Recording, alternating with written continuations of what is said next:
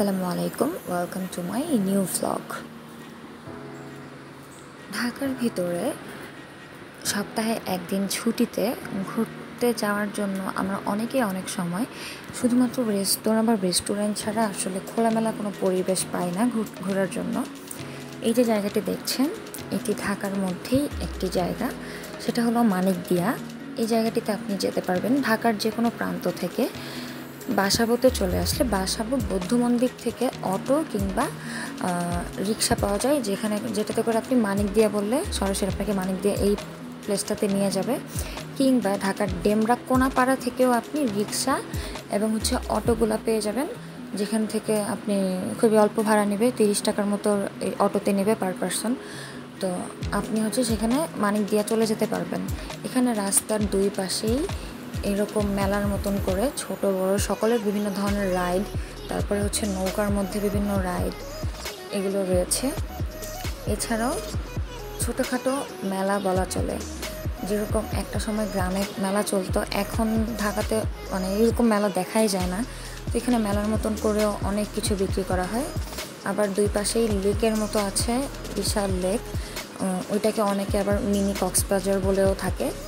ওইখানে আপনি পাশে বসার মতনও জায়গা আছে, যে সময় কাটাতে পারবেন, পরিবারের মানুষকে নিয়ে যেতে পারবেন, পরিবারের ছোট বড় যে কাউকে নিয়ে যেতে পারবেন। এখানে এই যে যতগুলো রাইড দেখা যাচ্ছে, ছোট বড় সবাই উঠতে পারবে এবং এই রাইডগুলো খুবই রিজনেবল প্রাইসেই রয়েছে। এই যে একদম ছোটদের জন্য অনেক ধরনের রাইড আছে, এবং বড়দের জন্য এই যে দেখা যাচ্ছে বড় একটা দাঁড়িপাল্লা, তারপরে এই ছোট ছোট কার, এগুলো ছোটদের, নৌকাগুলো বড়দের, এরকম করে বিভিন্ন ধরনের রাইড অনেকগুলোই আপনারা দেখতেই পাচ্ছেন। ভিডিওতে আমি কোনো রাইডগুলো মিস দিইনি, সবগুলো রাইডই ভিডিওর মধ্যে আছে, এবং এগুলোর প্রাইসও অনেক রিজনেবল।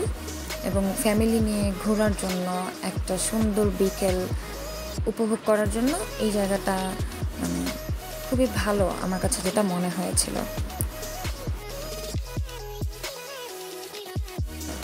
অর্নামেন্টস থেকে শুরু করে ছোটদের খেলনা, বড়দের মেয়েদের জুয়েলারি, অনেক কিছুই আছে এই জায়গাটিতে। ঘুরে একে তো ঘোরাও হবে, কিছু কেনাকাটাও হবে।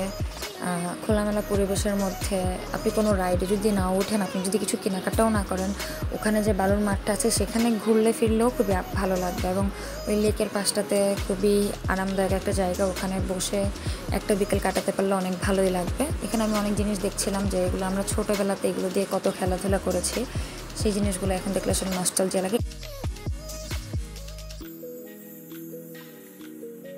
এই যে সেই বালুর মাঠ যেটার কথা বলছিলাম, অনেক মানুষ এই জায়গাটাতে নিজেরা উপভোগ করছে। তারপরে এখানে আবার আমরা আইসক্রিম খাচ্ছিলাম।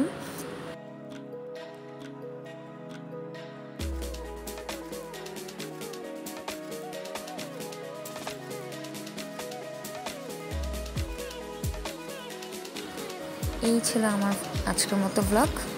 আল্লাহ হাফিজ সবাইকে। সবাই লাইক কমেন্ট করবেন। Thank you.